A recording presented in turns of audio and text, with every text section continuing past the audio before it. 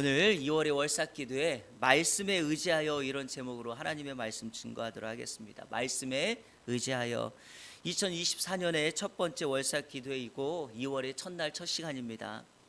하나님 앞에 구별하여 2월달을 드리는 우리 예안의 그리고 모든 성도님들 가운데 여호와 이레 하나님의 예비하시고 준비하신 은혜가 가득하기를 주님의 이름으로 축원합니다. 2023년 저희 예안교회 표어가는 디모데전서 4장 5절 말씀을 중심으로 해서 말씀과 기도로 세워지는 교회, 또 말씀과 기도로 세워지는 성도입니다. 올 한 해 동안 저를 비롯하여 우리 모든 성도님들 가운데 말씀과 기도로 세워지고 무장하고 훈련하여서 하나님의 나라와 가정과 그리고 특별히 여러분의 일터와 교회를 견고하게 세우는 은혜가 있기를 주님의 이름으로 축복합니다. 우리 표와 관련된 말씀을 좀 전하고 싶어서 어떤 말씀을 전하는 게 좋을까라고 고민을 하다가 선택한 본문이 오늘 누가복음 5장입니다. 오늘 본문은 제자를 부르는 소명 기사가 담겨 있는 말씀입니다. 복음서에 보면 예수님께서 제자들을 부르는 장면들이 다 기록되어 있습니다. 그런데 누가복음에는 다른 복음서와는 다르게 독특한 특징이 있습니다. 그 제자들을 부르시는 과정이 좀 길어요. 그러니까 무언가 길게 설명을 하고 있는 것 같습니다. 그런데 그 핵심을 들여다보면 제자를 부르면서 그 과정을 길게 쓴 이유는 오늘 우리가 제목으로 삼은 하나님의 말씀에 근거하여서 하나님의 말씀을 통해서 그 제자들을 부르고 선택했다라는 것을 알 수가 있습니다. 그러니까 한 사람의 부르심, 한 사람의 소명과 사명, 그리고 누군가에게 특별한 은혜는 반드시 말씀이라고 하는 과정을 통해서 오는 것을 우리는 오늘 누가복음 5장 본문에서 살펴볼 수가 있습니다. 자, 그러면 오늘 말씀을 통해서 하나님께서 우리에게 주시는 은혜가 무엇인가? 먼저 제자를 부르시는 과정을 가지고 오늘 말씀을 설명해 보자면 예수님께서 제자를 부르시기 전부터 말씀을 가르치고 있었다는 거예요. 이게 무슨 의미일까요? 말씀이 전해지는 그 현장에 누군가를 세우고 누군가에게 은사를 주고 누군가의 질병을 고치고 누군가에게 하나님의 역사를 일으키는 그 과정의 출발점이 바로 말씀의 현장이라는 것을 알 수가 있습니다. 자, 우리 1절 말씀 같이 읽겠습니다. 시작. 무리가 몰려와서 하나님의 말씀을 들을새 예수는 게네사렛 호숫가에 서서, 게네사렛 호수는 갈릴리 바다를 일컫습니다. 갈릴리 바다라고 하는 이 명칭은 이름이 여러 개입니다. 오늘 본문의 게네사렛 호수, 긴네렛 호수, 디베라 바닷가 이렇게 다 불려집니다. 왜 이름이 같은 곳인데 다르게 불려질까요? 바라보는 곳이 어디냐에 따라서 이름을 달리 불러요. 예컨대 이런 거예요.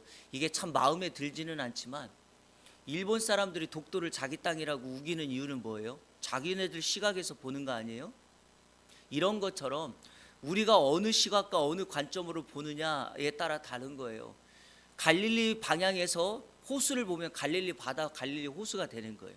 여기 지금 게네사렛 호수라고 하는 것은 게네사렛이라고 하는 지명에 서서 그 호수를 보니까 게네사렛 호수라는 거예요. 어디에서 서서 보느냐? 왜냐하면 호수가 이렇게 동그란데 각기 바라보는 쪽이 다르지 않습니까? 바로 그런 거를 의미합니다. 예수님께서 호숫가에 서서 말씀을 가르칩니다. 그리고 본문에 보니까 말씀을 사모하고 갈급한 수많은 무리들이 와서 예수님의 말씀을 듣고 있습니다. 여러분, 이 자리에 앉아 있고 싶으시죠? 여기 말고요. 여기 지금 갈릴리 바닷가에. 저는 이 자리에 앉고 싶더라고요. 왜냐하면 여러분, 예수님이 누구십니까? 말씀의 주인이시며 말씀 자체이잖아요. 저자 직강이죠. 제가 오늘 여러분에게 설교하는 건 뭐죠? 독자 직강이죠. 저자가 아니기 때문에 독자로서 이해하는 관점으로 제가 하나님의 말씀을 최대한 이해하는 방식으로 정확하게 해석하려고 노력을 하지만 저희는 독자이기 때문에 저자의 의도를 100% 파악하기란 쉽지가 않습니다. 설교자의 관점과 설교자의 노력이 바로 여기에 있죠. 어제 저녁에도 수예배 드리기 전에 우리 이정호 목사님하고 식사하면서 이런 대화를 했거든요. 동기 목사님의 어떤 이야기를 하면서 3대지 설교가, 어떤 섬기는 교회 목사님이 3대지 설교가 좋다, 뭐가 좋다 이런 얘기를 했다 그러더라고요. 그래서 제가 그랬죠. 설교의 방법은 자기에게 가장 잘 맞는 옷을 입으면 된다라고 제가 얘기했어요. 대지 설교가 목회자에게 설교자에게 가장 잘 맞으면 대지 설교를 하면 돼요. 또 원포인트 제목을 달고 주제를 달아서 그거를 풀어가는 스토리텔링을 하시는 분이 편하는 것은 그렇게 하시면 또 돼요. 그런데 그거보다 더 중요한 건 설교자에게 말씀을 정확하게 해석해서 2000년 전에 4000년 전에 6000년 전에 있었던 그 하나님의 말씀을 그 하나님의 원 저자이신 그분의 목적에 따라서 가장 적합하게 성도들에게 설교의 말씀으로 나누는 것이 가장 중요하다라고 말씀을 드렸거든요. 예수님께서 지금 이 바닷가에 서서 수많은 무리들에게 하나님의 말씀을 듣고 있습니다. 무리들은 열정을 가지고 갈망을 가지고 예수님의 말씀을 듣습니다. 자, 2절을 한번 보실까요? 호숫가에 배 두 척이 있는 것을 보시니 어부들은 배에 나와서 그물을 씻는지라. 예수님이 바닷가에서 호숫가에 서서 말씀을 가르치다가 이 장면을 지금 목격하고 있는 것입니다. 어부가 그물을 씻고 있어요. 그물을 씻었다는 것은 무슨 의미죠? 그날 고기잡이 끝냈다라는 것입니다.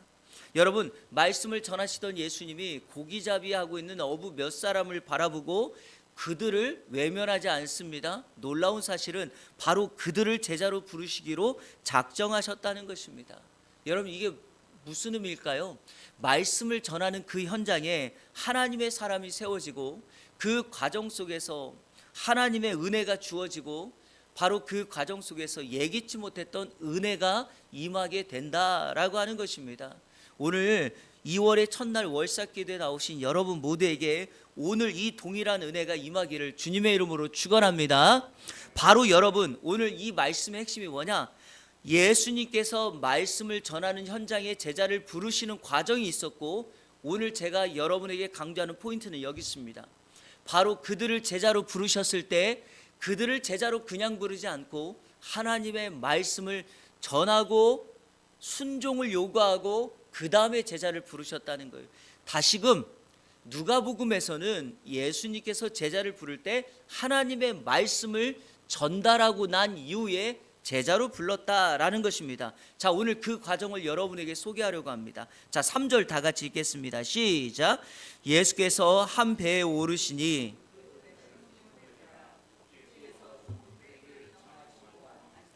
배에서 무리를 가르치시더니. 아멘. 고기잡이를 마치고 그물을 씻고 있는 어부 한 사람, 그 사람이 이름은 시몬입니다. 그 시몬의 배에 예수님이 타시더니 배를 조금 떼어라 라고 말하면서 이제는 바닷가가 아니라 배에 서서 하나님의 말씀을 전합니다.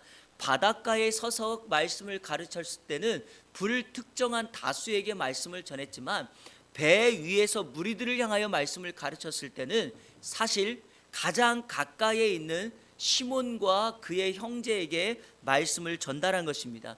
그것을 어떻게 할 수 있는가? 자, 4절 말씀 한번 보실까요? 4절 시작. 말씀을 마치시고 시몬에게 이르시되 깊은 데로 가서 그물을 내려 고기를 잡으라.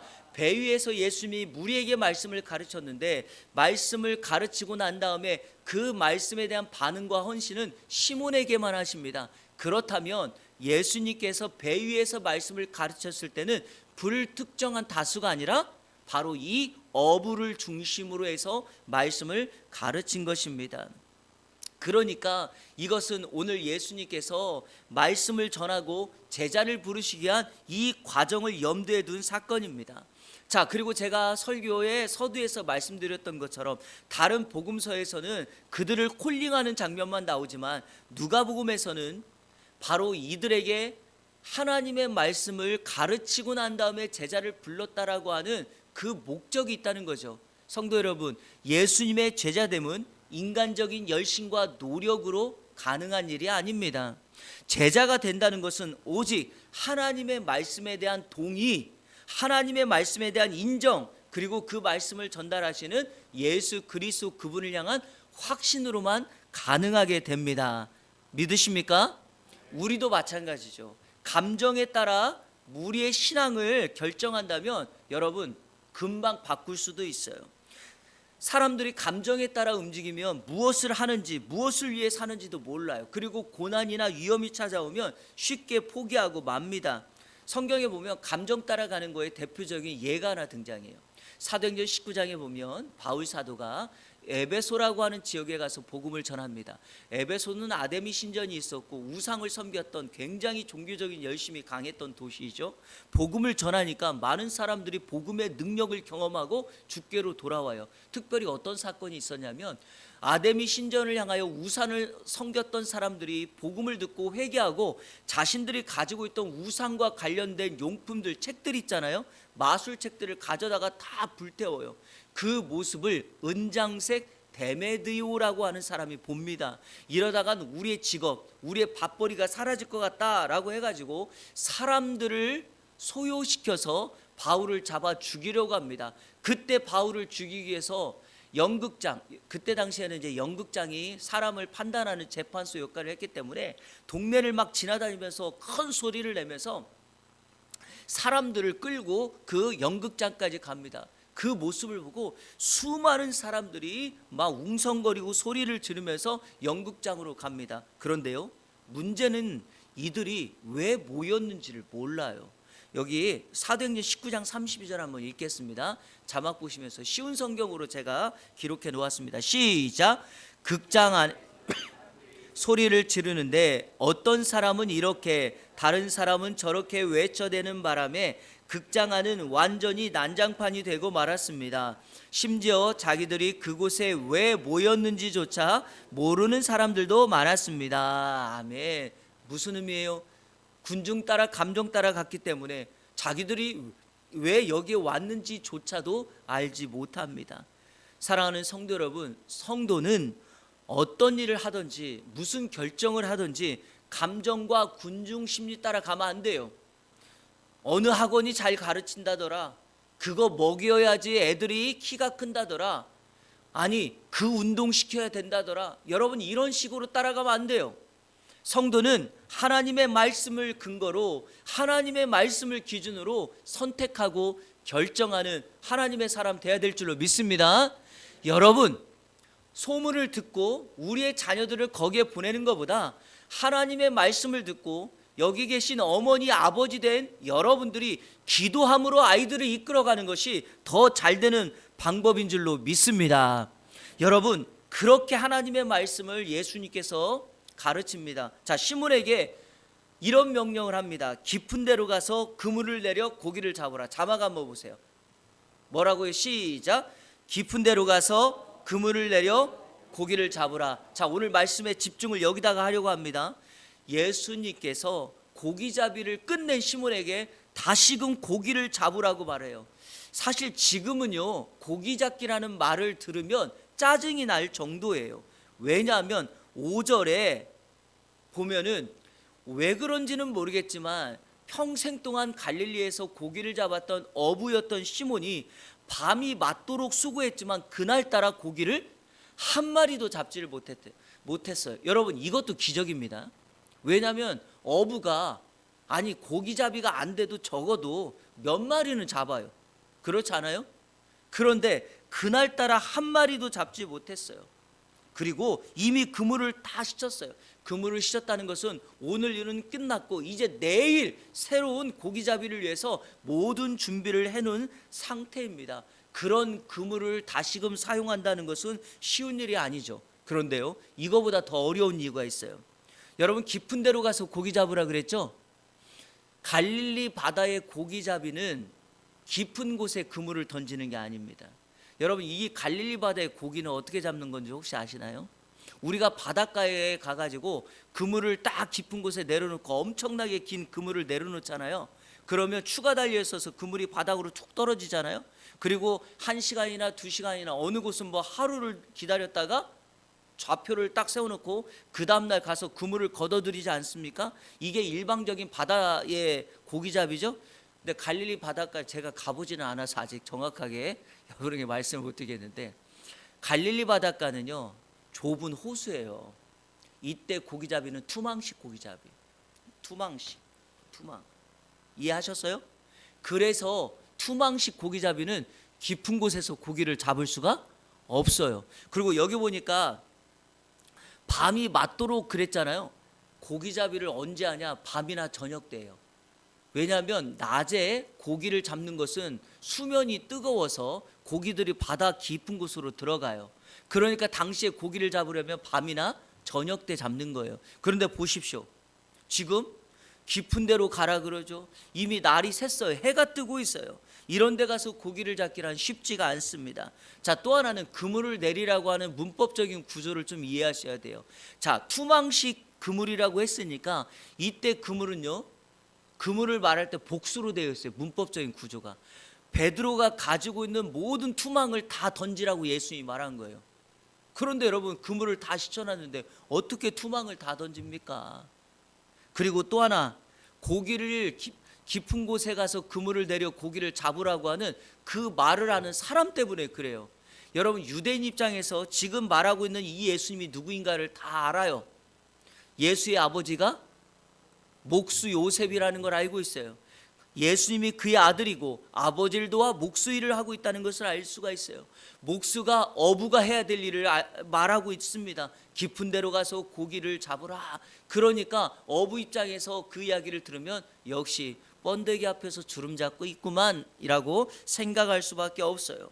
그런데 여러분, 중요한 것은 이제 이 명령에 대한 베드로의 반응이에요. 자, 그게 무엇인가? 5절 다 같이 얘기했습니다. 시작. 시몬이 대답하여 이르되 선생님, 우리들이 밤이 새도록 수고하였으되 잡은 것이 없지만은 말씀에 의지하여 내가 그물을 내리이리다 하고. 아멘.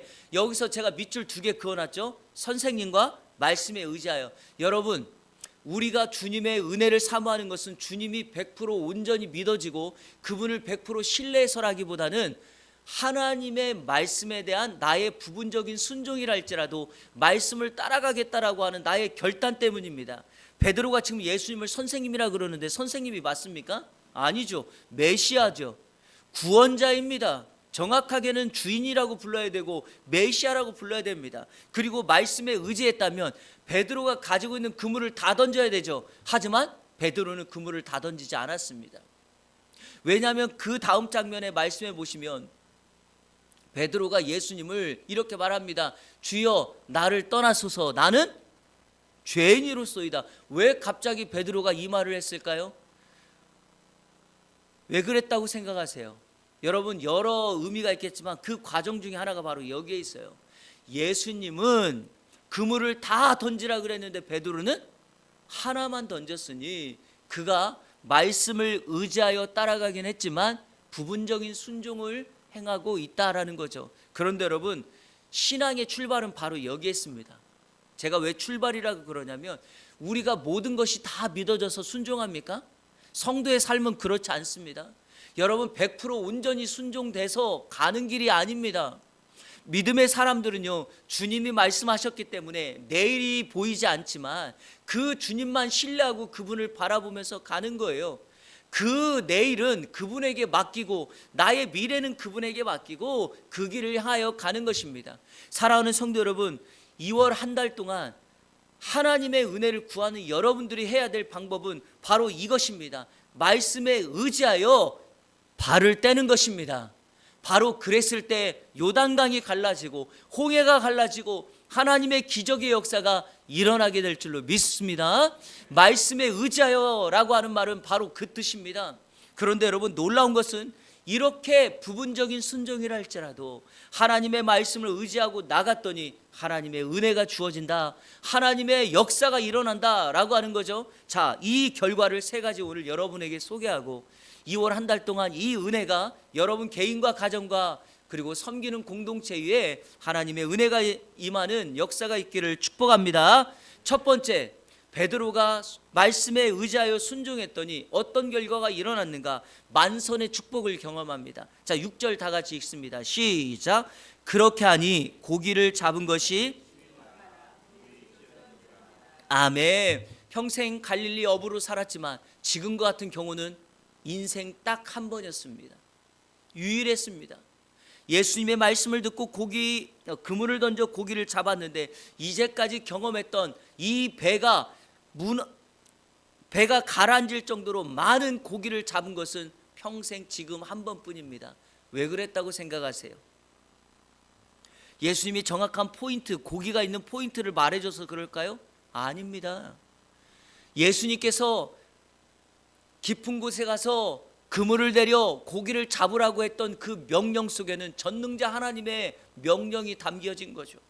베드로가 순종하여 그물을 던지는 순간 하나님은 바람을 향하여 명하시고 이 세상을 향한 자연 만물을 향하여 명하셨던 것처럼 하나님께서 명하여 고기를 한 곳으로 모아 주셨던 것입니다. 사랑하는 여러분, 우리가 말씀에 의지하여 2월 한 달을 순종하여 나간다면 세상 사람들이 보기에는 안 된다, 막혔다, 불가능하다라고 하는 그 일을 우리 하나님은 벽을 열어주시고 뚫어주시고 그거를 넘게 하시고 하나님의 몰아주시는 은혜의 역사가 바로 2월 한 달 가운데 말씀을 듣고 기도하는 여러분 가운데 임하게 될 줄로 믿습니다. 바로 그게 만선의 축복이에요. 자, 두 번째는요, 주님을 만나는 축복이에요. 자, 우리 8절 다 같이 읽겠습니다. 시작. 시몬 베드로가 이를 보고 예수의 무릎 아래에 엎드려 이르되 주여 나를 떠나소서 나는 죄인이로소이다 하니. 아멘. 선생님이 주인으로 바뀌었죠. 구세주로 바뀐 것입니다. 인생의 주인으로 바뀐 거예요. 저는 이것이 우리 인생의 최고의 축복인 줄로 믿습니다. 여러분, 우리 인생의 최고의 축복은 메시아이신 예수 그리스도를 만나는 거예요. 이것만큼 중요한 건 없어요. 육신의 만족을 채우는 것보다 영혼의 만족을 채우고 영혼이 소생케 되어지는 것이 인생 최고의 축복인 줄로 믿습니다. 여러분, 질병을 가져도요, 영혼이 맑은 사람은요, 질병을 대하는 자세가 달라요. 하지만 육신은 건강한데 영혼이 피폐한 사람은 그 하루하루가 병원에 있어서 육신의 연약함을 가진 사람보다 더 지옥을 사는 경우가 너무나도 많이 있습니다. 그러기에 우리는 바로 우리의 영혼의 주인이신 예수 그리스도, 그분을 만나야 될 줄로 믿습니다. 그분을 만나면 치유되고, 그분을 만나면 영혼의 구원함을 받고, 그분을 만나면 내 인생의 모든 짐이 해결되고 풀리는 역사가 있게 될 줄로 믿습니다. 2월 한 달 이 주님 만나는 은혜가 있기를 축복합니다. 마지막 세 번째, 제자가 되는 축복이다. 한번 따라해 보세요. 제자가 되는 축복이다. 자, 우리 10절 중반절부터 11절까지입니다. 시작. 예수께서 시몬에게 이르시되 무서워하지 말라. 이제 후로는 내가 사람을 취하시니 그들이 배들을 육지에 대고 모든 것을 버려두고 예수를 따르니라. 아멘. 한 번도 경험하지 못했던 기적을 경험하고 난 이후에 베드로는 자기 앞에 서 계신 분이 내 인생의 구세주라는 것을 깨닫게 됩니다. 바로 그 주님을 만난 다음에 그들의 인생은 완전히 180도 바뀌는, 즉 지금까지는 물고기를 잡아 살았던 인생이지만 이제는 주님의 제자가 되어서 사람을 살리고 사람을 세우는 제자의 삶을 살게 되었다. 여러분, 이것만큼 큰 축복이 어디 있습니까? 그래서 저와 여러분들을 향하여 우리 주님이 사명을 주실 때 뭐라고 말하죠? 제가 사도행전 수요일에 강의할 때 말씀드렸죠. 사도행전은 두 가지의 단어가 매우 중요하다라고 말했습니다. 첫 번째는 제자죠. 증인이죠. 그래서 우리는 제자된 삶을 통하여 증인의 역할을 하는 거죠. 또 하나, 사도행전에 중요하게 나오는 게 뭡니까? 종이라고도 말할 수 있고 수행원이라고도 말할 수 있는 휘페레테스라고 하는 단어였는데, 바로 그 단어 기억하셔야 돼요. 우리는 주님의 증인으로서, 주님의 종으로서 평생 그분을 따라가는 제자의 삶을 살게 된다. 여러분, 그래서 오늘 하루도 열심히 살아가시기를 축복합니다. 말씀을 맺겠습니다. 오늘 말씀의 결론을 선교사님 한 분을 소개하려고 합니다. 서울 마포구 합정동에 가면 양화진 선교사 묘역이 있고요. 그곳에 한 그 그룹에 아펜젤로 가문의 묘지가 있습니다. 아펜젤로는 언더우드 선교사님과 함께 1885년 우리나라에 첫 번째로 왔던, 언더우드 선교사님은 장로교 선교사였고 아펜젤로 선교사님은 감리교 선교사님이었습니다. 그런데요, 양화진에 가면 독특하게 아펜젤로 선교사님의 묘는 없어요.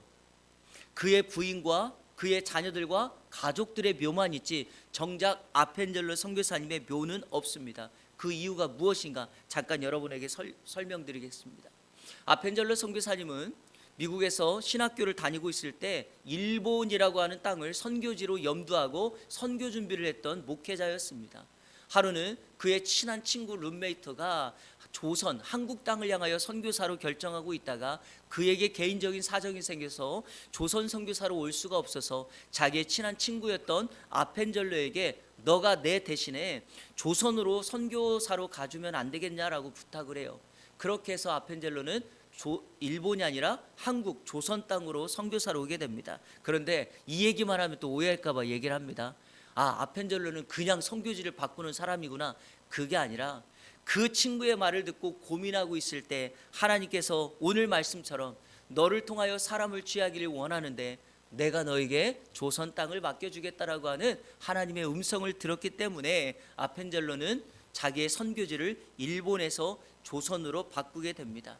그렇게 해서 1885년에 조선에 선교사로 오게 되는데 그가 조선 땅을 왔을 때 딱 두 가지의 집중적인 사역을, 여러 가지 사역을 했지만 집중적인 두 가지 사역을 두드러지게 합니다. 그 하나가 바로 학교를 세우는 거였어요. 그리고 다른 하나가 성경을 번역하는 일을 했어요.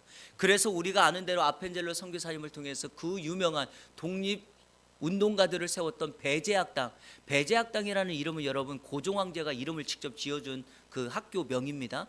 배제학당을 아펜젤러가 세워서 조선 사람들에게 한글을, 교육을 가르칩니다. 그리고 다음으로 했던 일이 바로 성경 번역위원회예요. 조선 사람들이 한글로 된 성경이 없기 때문에 말씀을 들어야 되는데 그 말씀을 듣지 못하고 있다. 그래서 한국에 오자마자 성경 번역회를 만들어서 한글로 성경을 번역하기 시작합니다. 그가 한국에 온 지 17년이 지나 1902년에 목숨을 잃습니다. 왜 잃게 되는가? 그가 성경 번역회 모임이 있어서 1902년 겨울에 목포를 향하여 갑니다.